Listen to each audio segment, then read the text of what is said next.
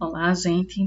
Estamos aqui para mais um momento, né? Hoje nossa aula será assíncrona e vamos continuar falando ainda sobre outras legislações da área ambiental, mas sempre tentando aí relacionar com a questão do saneamento, tá? Assim, para não ficar... Se a gente for falar de todas as legislações que tem relacionadas ao meio ambiente, né? Então a gente vai focar nas partes, né, que tem a ver com a área de saneamento, ok? Então, pretendo que hoje o nosso vídeo seja bem curtinho, né? Mas como sempre vocês sabem, né? Às vezes eu me empolgo falando e aí vamos ver o que é que vai dar. Então, vamos lá, né? Hoje a gente vai falar sobre duas legislações que são extremamente importantes, que é o Código Florestal e a Lei de Crimes Ambientais, tá? Então, vamos começar falando sobre a Lei 12.651, de 2012, que instituiu o novo Código Florestal. O Código Florestal antigo, ele é a Lei 4.771, de 1965, tá? Então, foi revisado aí em 2012 e trouxe aí novos conceitos, algumas alterações, tá? Existem muitas discussões acerca dessas alterações que foram promovidas no Código Florestal, de que essas alterações que aconteceram no ano de 2012, elas visaram basicamente favorecer a atividade agropecuária, tá? Então, ficou assim um pouco a desejar na questão de proteção, efetivamente, da flora. Mas ainda tem seus elementos principais. Então, vamos falar um pouquinho, né? Então, essa lei, 12.651, ela dispõe sobre a proteção da vegetação nativa, tá? E aí a gente tem aí a vegetação nativa brasileira, os principais biomas brasileiros é a Mata Atlântica, o Cerrado, a Caatinga, a Floresta Amazônica e os campos, né? E o Pantanal, tá? São esses os biomas que a gente tem aí prioritários, né? Lembrando que a Mata Atlântica é o bioma mais devastado que a gente tem, né? Que foi, por ser uma vegetação que ocupou aí a faixa litorânea, ela foi extremamente degradada por conta das ocupações, né? Das áreas urbanas. Então, ela vem sendo degradada desde 1500, quando os colonizadores, quando os portugueses descobriram, entre aspas, o Brasil, né?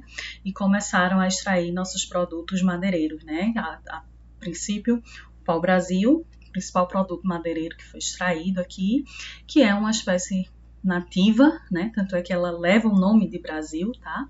Espécie nativa quer dizer que ela é daqui, desse local, ela pertence ao Brasil, tá?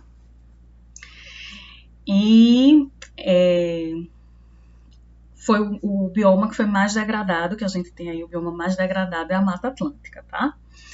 Por conta da sua localização geográfica mesmo e da ocupação urbana que foi acontecendo ao longo dos anos. Então, esta lei, né, a Lei 12.651, ela traz aí normas sobre a proteção de vegetação e ela traz alguns conceitos importantes, que é a questão de áreas de preservação permanente, áreas de reserva legal, que são os dois principais que a gente vai falar. E traz ainda a questão da exploração florestal, né, regras para exploração florestal, suprimento de matéria-prima florestal, controle da origem dos produtos florestais e o controle da prevenção dos incêndios florestais, além de instrumentos econômicos e financeiros para se atingir seus objetivos, tá? E aí, os princípios fundamentais, né? O que é que fundamenta essa lei? O que a gente destaca aí como princípios é o compromisso soberano, ou seja, da nação, né, independente de quem seja o governante, do Brasil com a preservação das suas florestas e demais formas de vegetação nativa, tá? Vocês vão ver, sempre vai aparecer nativa, que é a vegetação que é natural da terra. Uma vegetação que foi colocada ali posteriormente, que é introduzida, que é uma espécie exótica, ela não é prioritária de proteção, tá? Sempre o que é prioridade na proteção é o que é nativo, é o que faz parte daquele território, daquele contexto, ok? E aí traz ainda como princípio a questão da importância da função estratégica da atividade agropecuária e do papel das florestas e outras formas de vegetação nativa na sustentabilidade e no crescimento econômico. Então, aquilo que eu falei, né? Traz aí um favorecimento à questão agropecuária, tá? A gente tem muitas restrições em relação ao uso do solo em algumas regiões, a gente vai ver, principalmente na região da Amazônia, e isso é uma coisa que incomoda bastante, né, o agronegócio, né? Então, quando da reformulação dessa lei, aí tinha aí uma bancada, né, ruralista bem forte e conseguiu algumas vantagens para o agronegócio, tá? Também é princípio compatibilizar e harmonizar o uso produtivo com a preservação da água, do solo e da vegetação. Lembrando que, para a gente produzir água, a gente precisa de vegetação, tá? Então, se vocês procurarem aí em qualquer lugar, a produção de água está extremamente associada à conservação da vegetação. Fomenta a pesquisa científica e tecnológica, sempre buscando o uso sustentável, né, do solo, da água, recuperação e preservação de florestas e outras formas de vegetação nativa. Lembrando que o objetivo principal desta lei é o desenvolvimento sustentável, tá? Assim como várias outras que a gente viu. Criação de incentivos econômicos, né, que aí favoreçam a preservação e a recuperação de vegetação, e ela institui como responsabilidade comum da União, dos estados e dos municípios, juntamente com a sociedade, para a criação de políticas de preservação e restauração da vegetação. Isso aí, né, tá claro para a gente desde quando a gente estudou a Constituição Federal, né, porque cabe ao poder público e à coletividade. Então, é responsabilidade comum de todas as esferas administrativas do poder, né, junto com a sociedade civil, tá? E aí eu trago dois conceitos importantes, né? Vou deixar a lei para vocês aqui na sala, né, no Classroom, mas ela traz vários conceitos que é interessante a gente ler esses conceitos, até para a gente conhecer, né, sobre o que a lei está falando, tá? Mas aí eu trouxe dois conceitos principais, que é a área de preservação permanente e reserva legal.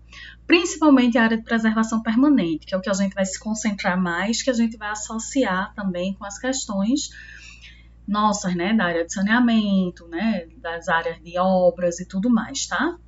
Então, uma área de preservação permanente, que aqui a gente vai chamar de APP, é uma área protegida, coberta ou não por vegetação nativa, com a função ambiental de preservar os recursos hídricos. Lembra aí que eu falei, vegetação é fundamental para a produção de água. A paisagem, estabilidade geológica, ou seja, né, segurar o solo para o solo não se erodir e não ir embora. E a biodiversidade, facilitar o fluxo gênico de fauna e flora, proteger o solo e assegurar o bem-estar das populações humanas. Fluxo gênico é aquela troca de material genético, né? As espécies, elas se reproduzirem e ter esse fluxo de genes, tá? Para que não fique apenas, tipo assim, imagine uma cidade que todo mundo é primo, então todos os casamentos são entre primos. Vocês já ouviram falar, né? Vai ser uns meninos tudo parecido, além de um risco, né, de desenvolver sérias doenças. Já ouviram falar disso, né? Que casamento consanguíneo é perigoso, que pode dar problemas genéticos, né? A mesma coisa para fauna e flora, tá? Então, quanto mais diversidade genética a gente tiver, né, melhor vai ser para as nossas espécies, tanto de fauna quanto de flora, tá? E aí é importante que existam essas áreas de preservação permanente, com vegetação, que pode ser nativa ou não, para que esse fluxo haja. Não sei se vocês já viram em algum lugar, na televisão ou na internet, a criação de túneis vegetados para que os animais possam passar, né? Porque se os animais eles forem atravessar estradas, eles correm um sério risco, né, de morrer, de ser atropelado. Então, locais onde existem áreas vegetadas de um lado e de outro da estrada, muitos locais eles já fazem isso, criam túneis vegetados que é para facilitar a passagem dos animais, justamente para facilitar esse fluxo gênico, tá? Então, essa troca de material genético, não só de animais, mas também de flora, tá? E a reserva legal, ela é uma área localizada no interior de uma propriedade ou posse rural. Então, a reserva legal, ela está numa propriedade privada, tá? A área de preservação permanente, ela pode estar numa propriedade privada ou não, mas a reserva legal, necessariamente, ela é da propriedade privada, com a função de assegurar o uso econômico de modo sustentável dos recursos naturais do imóvel rural, auxiliando a conservação e a reabilitação dos processos ecológicos e promover a conservação da biodiversidade, bem como a abrigo e proteção de fauna silvestre e flora nativa. Aí vem um porém, né? A reserva legal não é porque ela é gente boa não, é legal porque ela é instituída por lei, tá? Todas as propriedades rurais, por lei, elas devem ter uma área de reserva legal, ou seja, uma área que está lá protegida com essa função que está posto aqui na lei, tá? Então, de quanto vai ser essa área, né? Ela vai ser aí, dependendo de onde ela estiver localizada, ela vai ser um percentual daquela propriedade, tá certo? Então, vamos falar mais um pouquinho. Então, falando um pouquinho de APP, né? Como eu disse a vocês, era o que a gente ia falar mais, vocês vão ver. Tudo que tá aqui foi tirado da lei, tá? Então, é só ler lá, né? Que é o que tá escrito aqui, é a mesma coisa. Aqui eu coloquei menos coisas do que tá lá, tá? E aí eu vou tentar explicar um pouquinho. Então, o que são áreas de preservação permanente? Onde é que elas estão? Todo curso d'água, qualquer rio, seja ele perene ou intermitente, tá certo? Ele vai ter uma faixa marginal, ou seja, uma faixa que está à margem do curso d'água, em ambas as margens. Então, deixa eu pegar minha canetinha aqui de desenhar, né? O rio está passando aqui, ela para o lado de cá e para o outro lado da margem, ela tem que ter essa faixa marginal de vegetação, tá?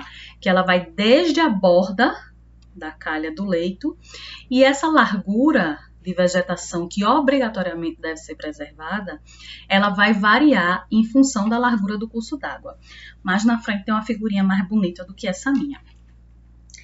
Áreas localizadas no entorno de lagos e lagoas naturais também precisam ter APP, tá? Qual vai ser? Tá aqui o curso d'água, o lago, né? Então, vai ter um APP ao redor do lago que vai variar em função da área do espelho, né? O espelho é a superfície de água, né? Quanto é que ele tem de água aqui, tá? E vai variar também da localização, se é na área urbana ou na área rural, tá certo? Na área rural, essa faixa vai ser maior do que na área urbana. Em torno de reservatório de água decorrente de barramento ou represamento de cursos d'água naturais. Então, reservatórios, a barragem de Brotas está barrando um curso d'água, que é o Rio Pajeú, precisa ter APP, de quanto está definida lá na licença ambiental do empreendimento, tá? Só um detalhe, se o reservatório ele não estiver barrando nenhum curso d'água, eu cheguei no meio do nada e cavei um buraco, um açudinho lá e cavei. Ele não está barrando nenhum curso d'água, então ele não precisa ter APP, tá? Área no entorno das nascentes e de olhos d'água perene, independente da situação topográfica, um mínimo de 50 metros de vegetação. Então, supondo que isso aqui seja uma nascente agora, tá? Aqui é uma nascente, então 50 metros ao redor tem que ter vegetação.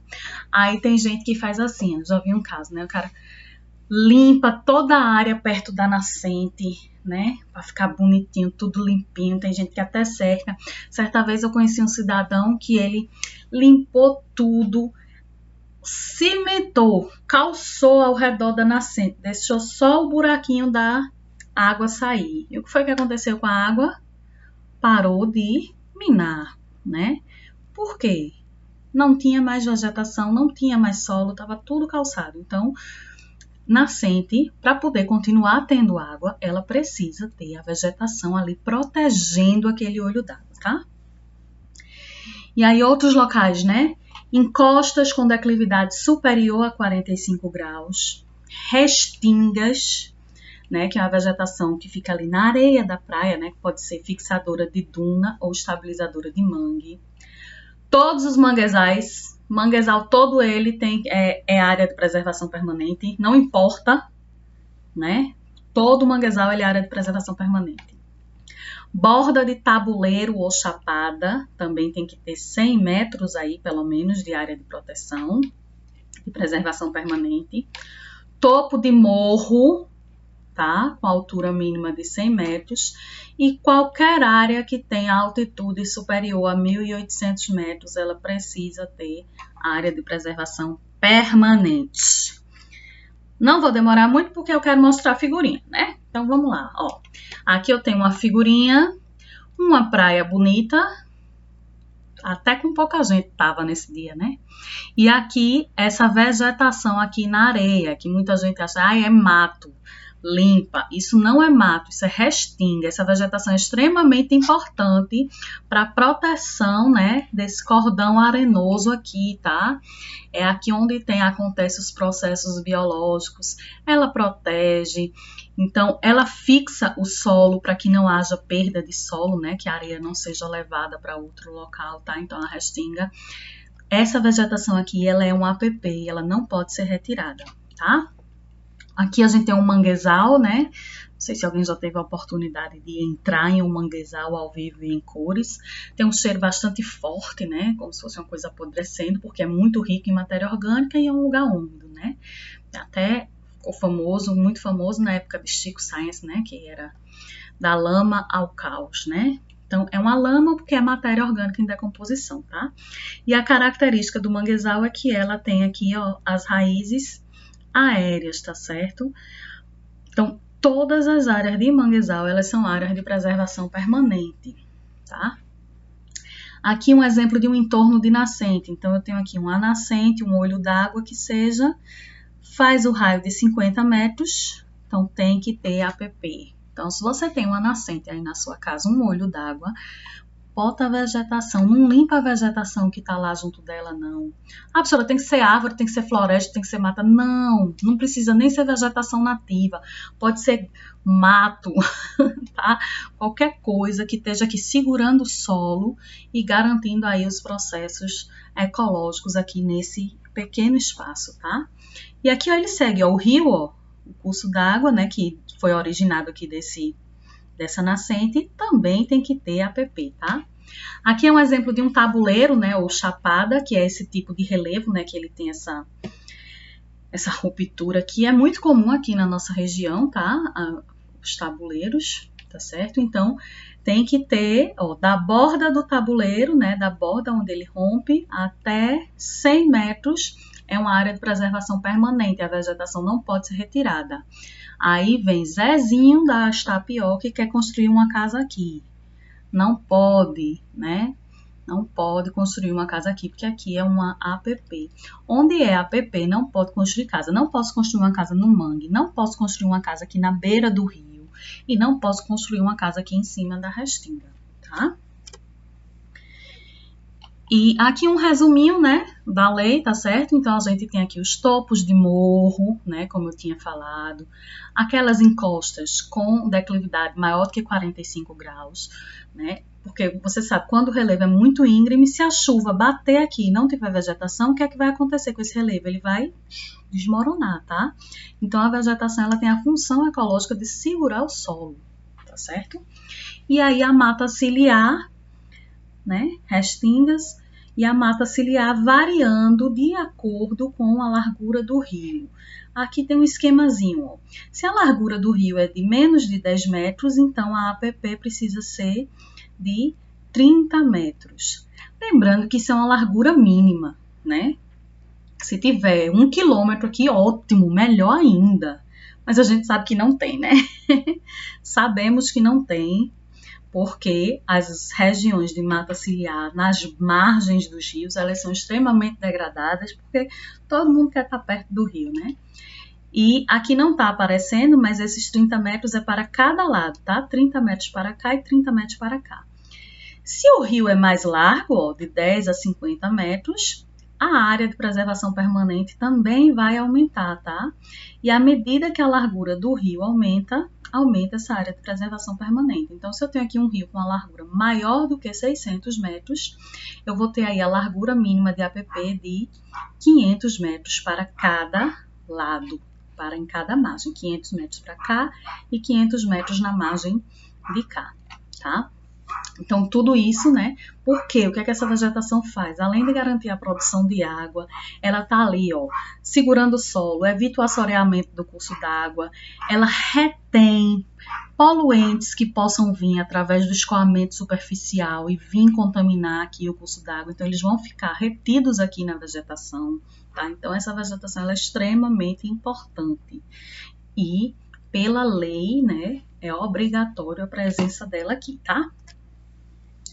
E falando bem pouquinho sobre reserva legal, né, também não tem tanto a ver com saneamento, mas é só mais uma questão da propriedade. A reserva legal, ela varia no território brasileiro, tá? Aqui, ó, na região considerada Amazônia Legal, né, a Amazônia Legal, lá na lei define quais são os estados integrantes da Amazônia Legal.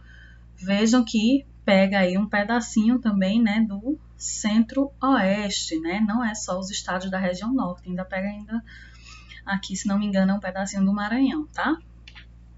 Então, na região da Amazônia Legal, né, esta reserva legal ela deve ser de 80% da propriedade. O que é que isto quer dizer, minha gente? Quer dizer que se eu tenho um terreno, né, uma propriedade rural dentro da Amazônia Legal, né, digamos que essa propriedade aqui tenha 1.000 hectares e 80% deve ser reserva legal, ó, aqui é a minha reserva legal, tá? 80% de 1.000 hectares corresponde a 800 hectares. Essa reserva legal, ela é uma área que deve ser preservada, mantida a vegetação nativa, tá certo? Ou seja, eu tenho 1.000 hectares lá na Amazônia, eu só posso explorar esses 200 hectares aqui, não posso explorar esse restante aqui, esses 80%, tá? E aí, esse valor varia, né, como eu falei para vocês. Na região do Cerrado, ele é 35%, e nos demais biomas, Caatinga, Mata Atlântica, essa reserva legal ela é de 20%. Muitas propriedades não cumprem isso, né? Aqui alguém vai dizer, professora, eu tenho um sítio e eu não tenho esse negócio de reserva legal, não. Lá não tem nada disso, porque essa reserva legal ela precisa ser averbada em cartório, né? E existe todo um processo, um trâmite a ser feito, tá? Mas o que significa é isso que eu falei para vocês, tá certo? Não é porque você não tem que você não precisaria ter, tá? Então, você está errado, precisa se regularizar. Ok, gente? Então, tá aí, né? 20% Caatinga, Campos, né? E Mata Atlântica, 35% no Cerrado e 80% na Amazônia. Esse é o grande problema que existe hoje aí na região amazônica, né? Que o agronegócio está se expandindo. O agronegócio ele se concentra aqui, tá? Centro-Oeste e Sul-Sudeste, né? Ele está concentrado aqui o agronegócio. A região Nordeste ela é basicamente agricultura familiar, tá certo? E aí, o agronegócio está se expandindo aqui para essa região norte, né? Só que a região norte é muito difícil por conta dessa questão da reserva legal, tá certo? Então, existem muitos crimes ambientais, muitas áreas ilegais, desmatamentos ilegais para poder abrir pastos, para poder fazer plantio e etc. Tá? E uma coisa que é extremamente nova, né? Que o Código Florestal, o novo Código Florestal trouxe, né, em relação ao Código Florestal de 65, o de 2012 ele trouxe o Cadastro Ambiental Rural, né, que esse Cadastro Ambiental Rural ele integra o Sistema Nacional de Informações do Meio Ambiente, o SINIMA, né, que a gente viu lá nos instrumentos da Política Nacional do Meio Ambiente, tá? E esse cadastro ambiental, ele é um registro para todos os proprietários de imóveis rurais. E nesse cadastro ele tem informações ambientais das propriedades para compor uma base de dados, né, para controle, monitoramento, planejamento ambiental e econômico e combate ao desmatamento, tá certo? E aí, já o Código Florestal, né, ele define as regras sobre onde e de que forma a vegetação pode ser explorada. Associado a esse cadastro ambiental rural é uma ferramenta, né, para a preservação da vegetação, tá? Então, o CAR, ele é um instrumento, uma ferramenta de preservação, tá certo? De combate ao desmatamento. Inclusive, quando você faz o cadastro, né, o cadastro ambiental rural, você pode fazer a sua regularização ambiental, que envolve a questão da delimitação das reservas legais. E aí vai ser verificado no seu cadastro ambiental rural a questão das áreas de preservação permanente na sua propriedade, né? Se tem uma nascente na sua propriedade, se ela está com a APP, se passa um rio por dentro da sua propriedade, se está com a APP, tudo isso é observado no CAR, beleza?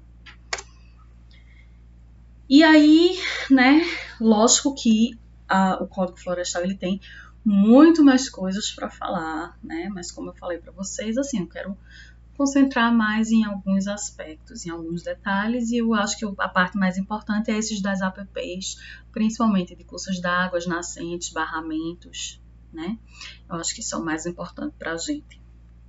Então, você vai ter a construção de uma barragem, tem que delimitar a APP da barragem. E isso tem que estar incluído lá nos projetos, inclusive de questão de desapropriação, né? Tudo isso, porque você tem que ter, você vai ter a área da barragem, o espelho d'água, e você tem a área de preservação que você precisa ter também, tá? Tem que entrar na conta da tua área a ser desapropriada, inclusive, beleza? E aí, falando um pouco agora sobre a Lei 9.605 de 1998, que é a Lei de Crimes Ambientais.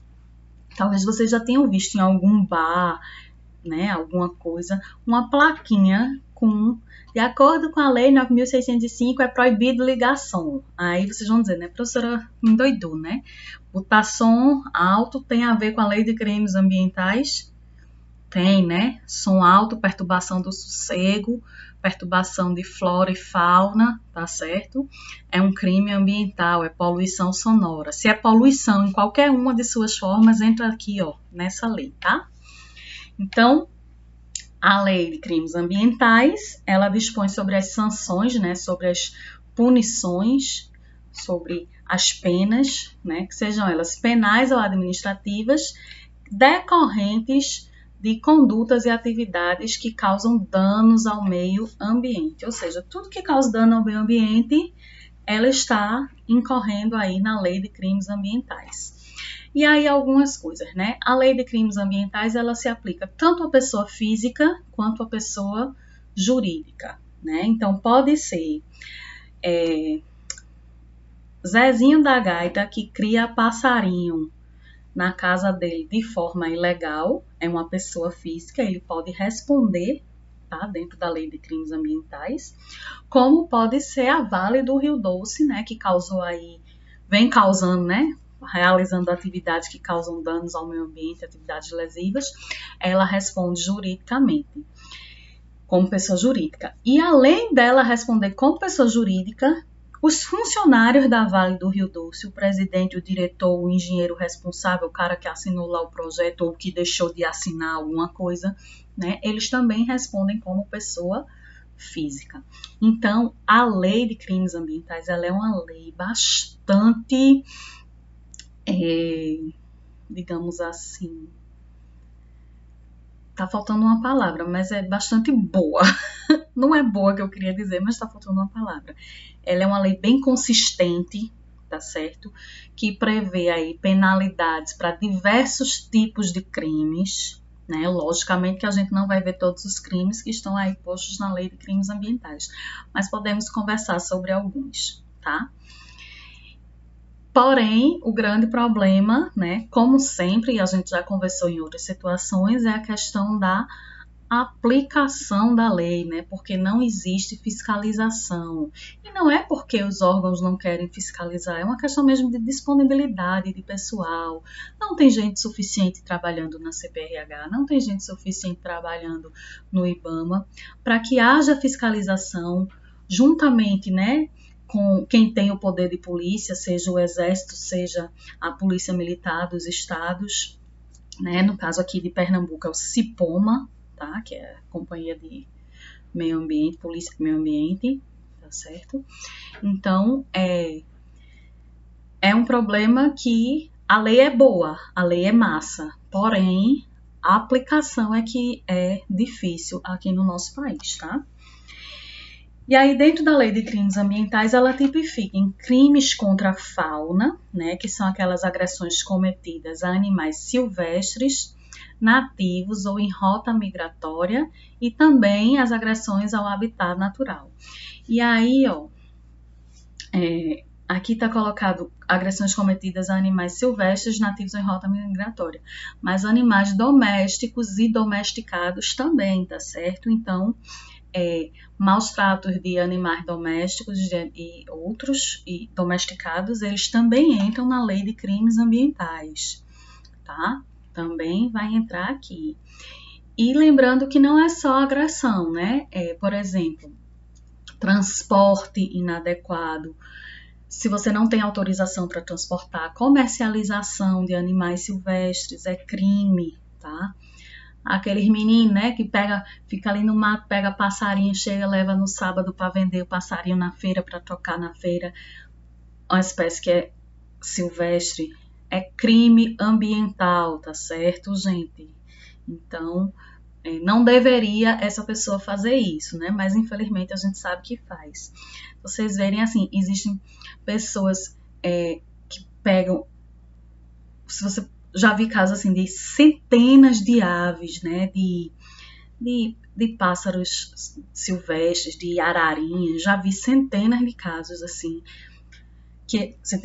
vários casos que eles têm centenas de aves e a quantidade de aves que morrem nesse transporte é muito comum, às vezes em ônibus, até em avião, eles mandam em caixas fechadas os filhotinhos, os animais para outros países, tá? E a maioria dos animais chega mortos, né? Sei lá, eu acho que de 100 animais, mais de 80% morre, né? Então, assim, é uma condição de maltrato, né? Por conta de um transporte inadequado. O transporte ilegal e inadequado, porque para você transportar esses animais precisa ter autorização, tá certo? Da mesma forma que para você trazer espécies de fora também precisa ter autorização. Se você entrar no país com uma espécie que não é autorizada, que não teve uma autorização, você, né, vai incorrer aí em crime ambiental, pagar multa, etc. Teve um caso que eu assisti num documentário, uma moça que era uma estudante de mestrado, de doutorado, que ela estava levando sapinhos, pequenininhos, né, girinos ainda, ela estava levando os sapinhos para outro país, que era onde ela ia fazer o estudo dela. Ela veio, recolheu o material e estava levando para outro país. E aí ela pagou não, né? O material foi apreendido porque ela não tinha autorização, né? Ela, para poder ela fazer isso, ela era estudante e tal, então a universidade tinha que dizer, ela tinha que ser submetida a um comitê especial, né? Aí tem que ter uma autorização do IBAMA para fazer esse transporte e tudo mais. Aí ela poderia transportar. Mas aí ela não tinha, ela só pegou os animais e estava saindo do país com eles para fazer a pesquisa dela em outro lugar. E aí no aeroporto ela foi barrada, né? Ela não foi presa, tá? Ela teve o material retido, o material genético foi retido e ela teve que pagar uma multa que era de R$500 por cada sapinho que ela estava levando. Ela estava levando 40 e poucos sapinhos, tá? E aí fica aí, né? Na dívida ativa da União, tá bom? Dentro da lei de crimes ambientais também tipifica crimes contra a flora, né? Causar destruição ou dano à vegetação de áreas de preservação permanente em qualquer estágio ou a unidades de conservação. Então, áreas de preservação permanente, a vegetação não pode ser retirada de jeito nenhum. Nenhum jeito. Não é possível. Então, tirou, a vegetação da área de preservação permanente, Lei de Crimes Ambientais. E se não for área de preservação permanente, pode, com autorização do órgão ambiental. Quero explorar madeira aqui na região, né? Eu tenho um sítio aqui, uma propriedade rural, e eu quero explorar madeira. Preciso de autorização do IBAMA. Não pode retirar madeira, não pode... Vou tirar para fazer carvão, né? Aqui é muito comum pegar a lenha para fazer carvão, tem aqueles forninhos de carvão. É uma atividade ilegal, tá? Assim, se você não tiver autorização, não tiver licença, a maioria daqui não tem licença, não é isso? Então, incorre aí na Lei de Crimes Ambientais. Entra ainda aqui na Lei de Crimes Ambientais os crimes de poluição, poluição de recursos hídricos do solo, atmosférica, poluição sonora, tá certo? E os crimes contra o ordenamento urbano e o patrimônio cultural, tá? Então, violação da ordem urbana ou da cultura também configura crime ambiental. O que seria isso? Pichação. Chegou, né? Teve um cabo aí muito doido, chegou e pichou ali a igreja. Ou seja, é um crime contra o patrimônio cultural e contra o ordenamento urbano, né? Crime ambiental, tá? Saiu, sei lá, fazendo arruaça, quebrou os semáforos, derrubou um poste. É crime contra o ordenamento urbano, incorre também na Lei de Crimes Ambientais, tá certo? Uma estátua, né? Recentemente apareceu a estátua de Clarice Lispector, se não me engano. Aqui em Pernambuco, foi a estátua de Ariano Suassuna, que fica lá no Recife, ela foi depredada. É um crime ambiental contra o patrimônio cultural da cidade. Ok, jovens? E aí, a gente fala aí das penas restritivas de direito, né? Quais são as penas que a Lei de Crimes Ambientais, ela traz, né? Ela traz aí a prestação de serviços comunitários, né? Interdição temporária de direitos. Essa interdição temporária de direitos seria, por exemplo, a empresa que ela incorreu aí na Lei de Crimes Ambientais, ela não vai poder, durante 5 anos, concorrer em licitações públicas. Ela não pode fazer negócio com os órgãos públicos, com o governo, tá? Isso seria uma interdição temporária de direitos. Suspensão parcial ou total de atividades. Então, se é uma empresa ou uma pessoa que faz exploração de madeira, ela vai ter que parar, né? Aí, mesmo que ela tenha uma parte que seja legal, não vai poder fazer. Prestação pecuniária é quando você paga um valor em dinheiro, né? Pecúnia é dinheiro, tá? Então, a indenização, a título de indenização às vítimas. Como, por exemplo, no caso do rompimento das barragens da Vale, que a Vale, ela pagou, né, as famílias das vítimas e as pessoas que moravam na região, que perderam suas casas, suas propriedades, foi pago, né, valores em dinheiro. Então, prestação pecuniária. E recolhimento domiciliar, né, não é ser preso, né, é a pessoa, ela vai ter que fazer alguma coisa, ela vai ter que fazer algum curso, ficar sem poder sair de casa, né, não é um curso qualquer, um curso voltado para aquilo relacionado com aquele crime que ela cometeu, tá? E aí ela fica em recolhimento domiciliar, só pode sair para trabalhar ou para estudar, né? Não pode estar em barzinho, nem em festa do fim de semana, nem viajar para a Europa e nem para outro lugar, tá bom? E aí tem algumas circunstâncias que atenuam a pena. Então, quando a gente fala atenuar a pena, é que a pena pode ser mais branda, né, mais leve. Então, primeiro aí é o baixo grau de instrução ou escolaridade do agente, da pessoa que cometeu o crime. Então, lembra que eu falei para vocês lá no início da legislação que o fato de você não conhecer a lei não te desobriga de seguir a lei, não é isso? Você não pode alegar desconhecimento. Porém, o desconhecimento, muitas vezes, ele pode ser um atenuante. Porque se eu Nicasso, né? Que ele tira a lenha e faz carvão lá na propriedade dele. Aí ele faz aquele carvão e traz para a feira para vender no sábado o carvãozinho dele lá, que é para o sustento da família dele, né? Então, assim, ele é uma pessoa que tem um baixo grau de instrução, né, de escolaridade, não tinha o conhecimento que não podia cortar a madeira para fazer carvão. Então, isso aí é um atenuante, tá certo? Acho que eu já falei para vocês também, teve um caso, né, faz alguns anos, teve um caso que aconteceu até aqui no sertão, não sei que município, que foi com um carcará, né, o carcará ferido, e aí a senhora começou a cuidar do carcará, do animal, né, é um animal silvestre, não pode viver em cativeiro, tá, e aí o Ibama veio e levou o animal, né? Porque não podia viver em cativeiro. Só que o animal, ele tinha sido cuidado por essa senhora, né? Ele não tinha uma capacidade física plena. Então acabou que ele foi devolvido à senhora, dessa vez com autorização. E aí essa senhora, ela foi presa porque ela estava criando esse animal sem autorização? Não, né? Que entra aqui nas circunstâncias atenuantes. Mesma coisa quem cria papagaio, né? Também acho que já falei até em aula já. Papagaio é um animal que vive 250 anos, né? Tem gente que tem papagaio que foi do tataravô, que ainda está vivo em casa, o papagaio. Esse animal, digamos que haja uma fiscalização, ele não pode ser criado sem autorização, precisa ter uma autorização do órgão ambiental, do CPRH ou do IBAMA. Havendo uma fiscalização do CPRH e IBAMA, ele vai apreender o animal. Só que a gente sabe, um animal que está há muito tempo na família, tem animais desses que estão há 30, 40 anos na família, ele não tem condições de ser retirado dessa família, né? E no caso, se for comprovado assim que não há maus tratos, então vai ser feito um procedimento, né, para ter uma legalidade na criação desse animal, tá? Passarinho, né? O pessoal que gosta aí, os passarinheiros, né?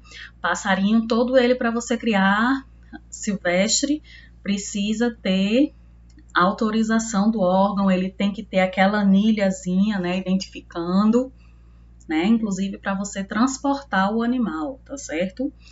Animal sendo apreendido, recolhido aí pelo órgão ambiental, em algumas situações ele volta para a natureza, ou então vai para viveiros autorizados, né, para criadores autorizados, quando ele não tem condições físicas plenas. Outras circunstâncias que atenuam, né, arrependimento do infrator manifestado pela espontânea reparação do dano. Quer dizer assim, a pessoa se apresentar voluntariamente, tá? Então, isso atenua a sua pena. Comunicação prévia pelo agente do perigo iminente de degradação ambiental. Então, se a pessoa comunicou antes que ia acontecer alguma coisa, né, que, por exemplo, numa questão de desmatamento, tá? Colaboração com os agentes encarregados da vigilância e do controle ambiental. Então, se a pessoa colabora, isso é um atenuante. E da mesma forma que tem os atenuantes, tem os agravantes, né? Só para dar algumas ideias de agravantes, se o crime ambiental ele é cometido à noite, dia de domingo, já são agravantes, né? Porque domingo é sagrado, viu, minha gente? E a noite também é sagrada, é a hora do sono. Mas isso é o que a gente mais vê, tá? Então, se vocês tiverem a oportunidade de passar, né, ou alguém que mora próximo à beira de estradas, você ficar olhando a beira de estrada, durante o período da madrugada, passam caminhões e caminhões carregados de madeira nativa, proveniente de área de desmatamento, né? Eles circulam à noite por questões de evitar a fiscalização e tudo mais. Então, se for pego, é um agravante, né? Não tem aqui, mas é um agravante, tá certo? Então, em relação a essas legislações, né? Essas outras legislações que a gente tinha para falar,